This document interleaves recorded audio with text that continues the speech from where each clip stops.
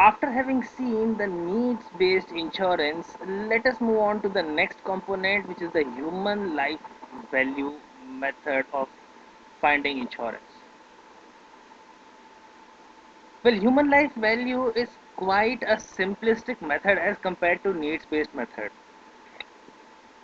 Needs based method talks about finding out all needs, whereas human life value takes a simplistic approach of saying that whatever the need be, whatever financial need be, it is going to be met out of two things only.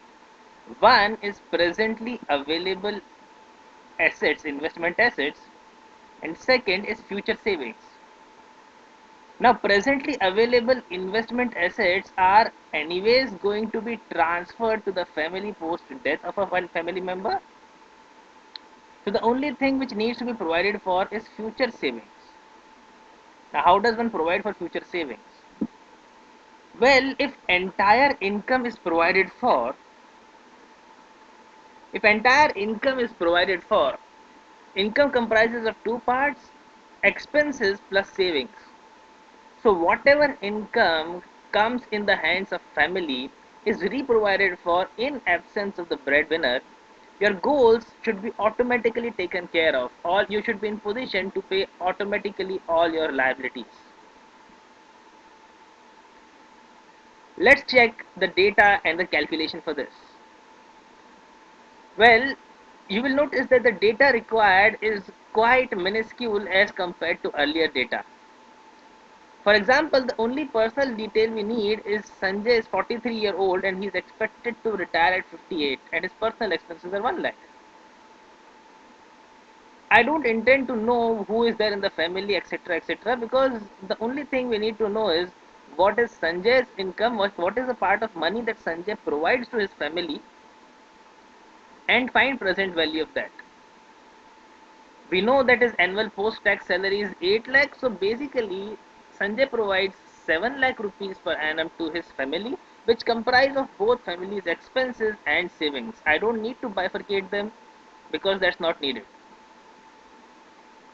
If Sanjay were to go on to live, it were from this 7 lakh rupees that his family would achieve all their goals and pay off their liabilities, if any. 1 lakh rupees, as we know, is being spent by Sanjay on himself. Well, the only one assumption that we need here is increase in income, which we have assumed to be 8% for purpose of this example. So if we calculate the corpus required, which I have shown to you in a separate video, we will find